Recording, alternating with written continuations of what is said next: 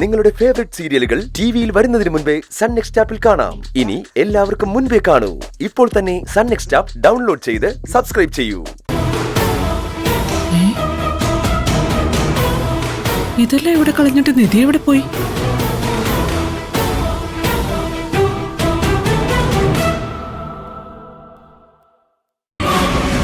ഞാനിപ്പോ ഈ ലോകത്തിലെ തന്നെ ഏറ്റവും ഗതികെട്ട ഒരു പെണ്ണിന്റെ അവസ്ഥയിലാണ്. നാളെ നിന്റെ പിറന്നാളല്ലേ? അങ്ങനെയാണെങ്കിൽ ഗൗതമിനെ കൂട്ടി നാളെ നിനക്ക് എന്റെ അടുത്തൊന്ന് വന്നൂടെ? തൽക്കാലം അങ്ങനെ ഒരു ഉറപ്പ് എനിക്ക് പറയാൻ പറ്റില്ല. പക്ഷെ ഞാനൊരു വാക്ക് പറഞ്ഞിട്ടുണ്ടല്ലോ, അത് ഞാൻ പാലിച്ചിരിക്കും. ഇനി നീ കൂടുതൽ വാക്കൊന്നും എന്നോട് പറയണ്ട. എന്താ വേണ്ടെന്ന് വെച്ചാൽ ചെയ്യാൻ എനിക്കറിയാം. കുറച്ചുകൂടി അരികിലേക്ക് ചെന്ന കാര്യങ്ങൾ കൃത്യമായിട്ട് അറിയാൻ പറ്റും. കൂടുതലൊന്നും ഞാൻ ആവശ്യപ്പെടുന്നില്ല. എനിക്ക് നാളെ ഗൗതമിനെ കാണണം. നീ തന്നെ അവൻ ഇങ്ങോട്ട് വിളിച്ചോണ്ട് വരണം. അത് നടന്നില്ലെങ്കിൽ ഇനിയും ഞാൻ ഈ ആശുപത്രി വിട്ടിറങ്ങും. ഗൗതമിനെ കാണുക എന്ന് പറയുന്നത് എനിക്കത്ര ബുദ്ധിമുട്ടുള്ള കാര്യമല്ലെന്ന് അറിയാലോ നിനക്ക്. ദൈവം അങ്ങനൊന്നും ചെയ്തു കളയരുത്. അതൊക്കെ വലിയ പ്രശ്നമാവും. ഈ കുടുംബം തകരും.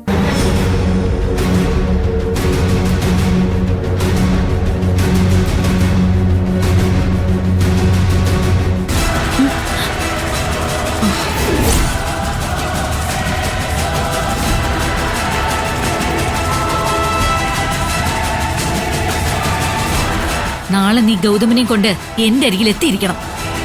അതിനൊരു മാറ്റം ഉണ്ടാവരുത്. ഞാൻ വെക്കുക.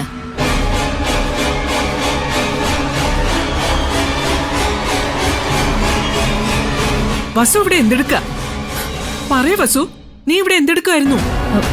അത് പിന്നെ ഞാൻ കാര്യമൊക്കെ എനിക്ക് മനസ്സിലായി. നിധി ഫോണിൽ സംസാരിക്കുന്നത് ഒളിഞ്ഞു നിന്ന് കേൾക്കല്ലായിരുന്നോ? ഇതൊന്നും അത്ര നല്ല സ്വഭാവം അല്ല വസു. ദേ, എന്നെ കുറ്റപ്പെടുത്തുന്നതിന് മുമ്പ് ഏട്ടത്തി മരുമകളോട് ചോദിച്ചു നോക്ക്, ഇവിടെ വന്നു നിന്ന് ഒളിച്ച് ആരെയാ വീഡിയോ കോൾ ചെയ്തതെന്ന്. മറ്റുള്ളവര് കണ്ടാലും കുഴപ്പമില്ലാത്തൊരു കോൾ ആയിരുന്നെങ്കിൽ ഹാളിൽ നിലം തുടച്ചോണ്ട് നിന്ന് ഇവള് ഫോണുമായിട്ട് ടെറസിലേക്ക് വരേണ്ട കാര്യം എന്താ?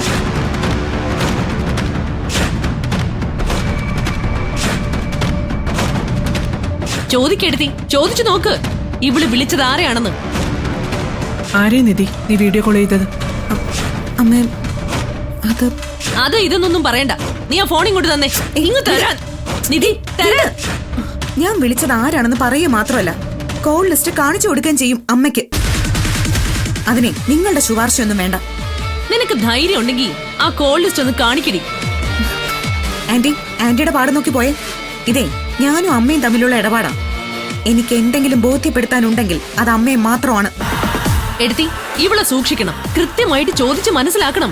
അല്ലെങ്കിലേ ഏട്ടത്തിക്ക് തന്നെ പണിയാവും. വസു പൊയ്ക്കോ, ഈ കാര്യം ഞാൻ നോക്കിക്കോളാം. എടുത്തി, അത് ഏട്ടത്തിക്ക് കോൾ ലിസ്റ്റ് ഒന്നും കണ്ടാ മനസ്സിലാവില്ല. എനിക്കെല്ലാം മനസ്സിലാവും. വസു പൊയ്ക്കോ. ഞാനും ഇവള് നമ്മളെ ഇടപാടെന്നല്ലേ പറഞ്ഞത്. ആ ഇടപാട് എന്താണെന്ന് ഞാൻ നോക്കട്ടെ. ചെല്ലേ. അമ്മ തന്നെ പറഞ്ഞല്ലോ ആന്റിയോട് പോവാൻ. എന്നിട്ടും എന്തിനാ മറ്റുള്ളവരുടെ പേഴ്സണൽ കാര്യങ്ങൾ കേൾക്കാൻ ഇവിടെ നിൽക്കുന്നത്? നിനക്ക് ഞാൻ വെച്ചിട്ടുണ്ട്. അതിനുള്ള പണി ഒരുങ്ങുന്നുണ്ട്. കാത്തിരുന്നോ നീ.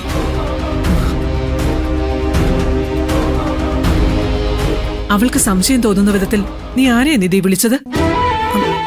അമ്മേ, അത് നിർമ്മല ആന്റിയാണ് വീഡിയോ കോൾ ചെയ്തത്. ഞാൻ വേണമെങ്കിൽ കാണിച്ചു തരാം. നിർമ്മലയോ?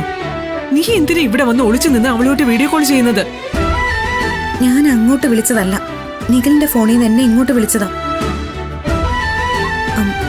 വസുന്ധര ആന്റി കാണാതിരിക്കാനാ ഞാൻ ഫോണുമായിട്ട് ടെറസിലേക്ക് വന്നത്.